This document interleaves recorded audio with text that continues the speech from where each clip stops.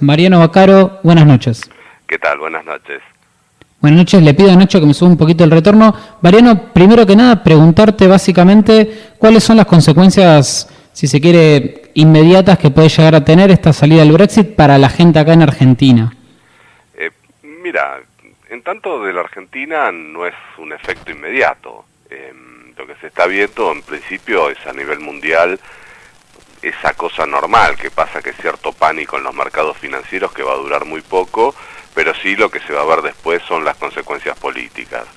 Lo que ha pasado hoy en la Argentina y en los mercados del mundo es, bueno, una caída fuerte, porque nadie esperaba este resultado. Había una sensación de que la votación y las encuestas, otra gran falla que hubo es que las encuestadoras no fallan solo en la Argentina, sino también en Europa, es que iba a ganar el sí, y esto ha provocado por ahora un temblor en los mercados financieros que durará unos días hasta que se calme. En ese sentido, lo principal, la Argentina ha sufrido también en ese sentido, con caída de bonos, de acciones de empresas argentinas, de la bolsa, pero no tendrá un efecto inmediato, porque no es algo que repercuta inmediatamente en la Argentina. En realidad lo que va a haber que ver es más todas las consecuencias políticas que va a haber tanto en Europa como en Estados Unidos y a nivel mundial.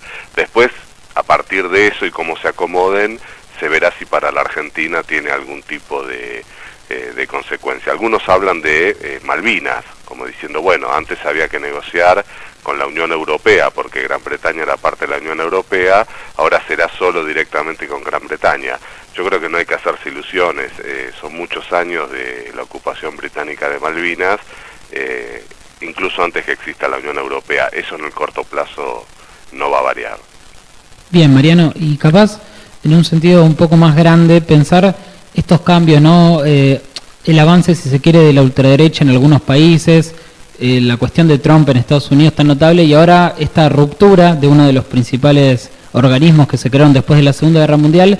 Te pregunto si vos detectás como un principio de contexto para lo que es, si se quiere, un mundo un poco más beligerante, o si en realidad es como una cuestión de pánico y de consecuencias que en realidad no van para tanto. Es interesante en el sentido que lo planteás. Yo creo que la pregunta es, bueno, ¿por qué se votó de la manera que se votó? ¿Qué votaron los ingleses? ¿Por qué un país, que es la segunda economía de la Unión Europea y la quinta economía del mundo, votó salir de un sistema? Y ahí se mezclan muchas cosas. Se mezcla el tema de la inmigración, se mezcla el tema de la competencia, se mezcla el tema de los procesos de integración, cuán profundos deben ser, si las leyes de Europa tienen que estar por encima de las leyes de cada país, un poco miedo al terrorismo, volver a lo nuestro y volver a vivir con nuestro proyecto y cuidar a nuestras empresas y a nuestros trabajadores. Y creo que fue un combo de cosas. Si uno hace un análisis de dónde ganó el no, o sea, el salir, se va a dar cuenta que son en casi todas las ciudades industriales, donde la gente sufrió más el problema del desempleo, la competencia, y no en las ciudades donde priman los servicios, ciudades como Londres, Liverpool o Manchester. Es verdad que queda un mensaje. Los euroescépticos y la derecha europea tienen un argumento fuerte ahora. Dicen, si los ingleses pueden, ¿por qué nosotros no? De hecho, Le Pen, la hija del famoso líder del Frente Nacional en Francia, está pidiendo un plebiscito, están pidiendo plebiscitos en Holanda, en Austria, en Italia.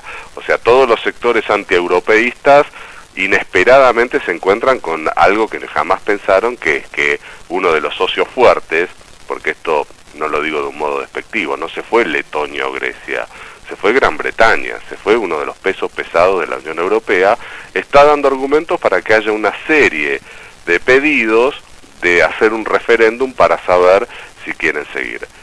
Y la pregunta es, ¿y por qué Trump sale ganador? Y porque Trump, en el fondo, los procesos de integración, la cooperación internacional, el multilateralismo, la inmigración, no es lo que está en su agenda, al contrario, él está en contra de eso. Y Gran Bretaña le acaba de decir, bueno, nosotros también opinamos de un modo parecido.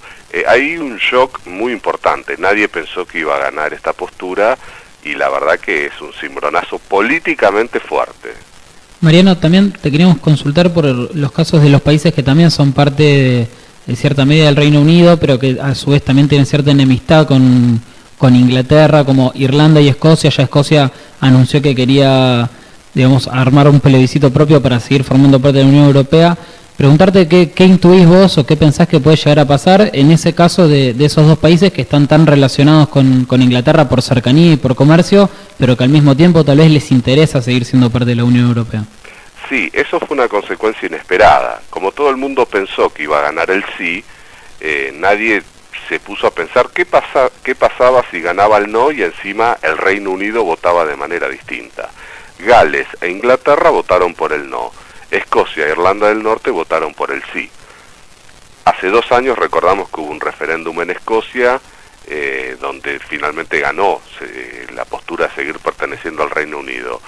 Como bien vos decís, bueno, muchos en Escocia dicen, nosotros votamos por quedarnos en la Unión Europea y nos tenemos que ir porque Inglaterra votó en contra. Con lo cual se puede abrir un frente para volver a pedir un referéndum sobre la independencia de Escocia. Se les armó un lío adicional. Esto no era esperado y ahora hasta dentro mismo del Reino Unido, no tanto el caso de Irlanda del Norte porque es un poco más chico y es otro tipo de situación, pero sí el caso escocés puede abrir otra vez una grieta en lo que es el Reino Unido como proyecto, como concepción. Como fue tan inesperado, también este lío se les acaba de armar. Yo creo que los escoceses van a luchar fuertemente. Eso lo tiene que decidir el Congreso en Escocia, ¿no? No es que lo decide el primer ministro, llama un referéndum. Lo tiene que decidir el Congreso escocés y de última tiene que haber un consenso para volver a llamar un referéndum. Lo difícil es que generalmente estos referéndums es raro que se repitan tan poco tiempo después, apenas pasaron 2 años. Lo mismo pasa con Quebec en Canadá cada vez que se quiere separar, o lo que podría llegar a pasar en Cataluña. En general pasa un tiempo prudencial, pero este resultado de ayer acelera todo. Entonces ahí se abre una incógnita, pero no es tan fácil. No es que Escocia rápidamente puede volver a llamar un referéndum y separarse del Reino Unido, pero sí le abre una puerta a ese tema que estaba totalmente descartado. Esa es otra de las consecuencias que han quedado de esta sorpresiva, insisto, porque todas las encuestadoras daban que ganaba el sí, y había una confianza generalizada que ganaba el sí. Este resultado realmente cambia el tablero y ahora hay que volver a repartir. Mariano, Nicolás te consulta. Nos contabas recién que a corto plazo en Argentina no lo sentimos, ¿no? O por lo menos no lo vamos a sentir. Ahora, un argentino que está viviendo allá, en primera persona, ¿qué cambios puede sentir en esta modificación que hubo a través del referéndum que se votó positivo? Un argentino que está viviendo en el Reino Unido. Exactamente, en primera persona, un argentino que está viviendo allá. No, a un argentino no le cambia. Al que realmente, porque en tanto y en cuanto esté en regla con sus papeles, tenga digamos como un permiso para trabajar, no le cambia.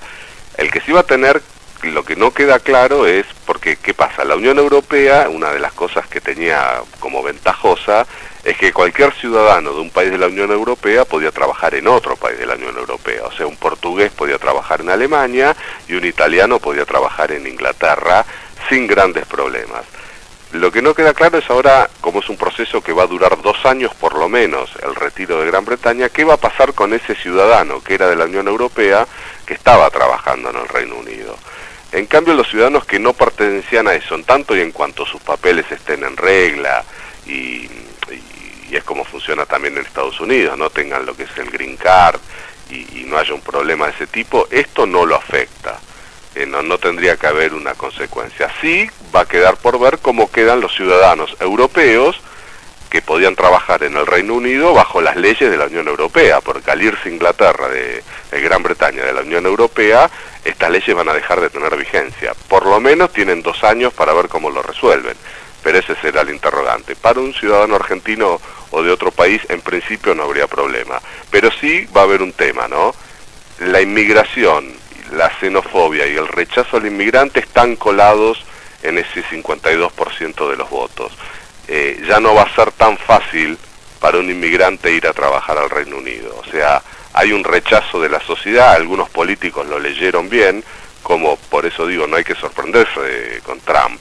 Trump leyó que también hay cierto rechazo en Estados Unidos y se aprovechó de eso, aunque no nos guste, se aprovechó de eso. Entonces ya no va a ser tan fácil en el futuro. El que está y está bien y está instalado y en regla no va a tener problemas. Hacia el futuro va a ser difícil volver a instalarse a trabajar en esos países.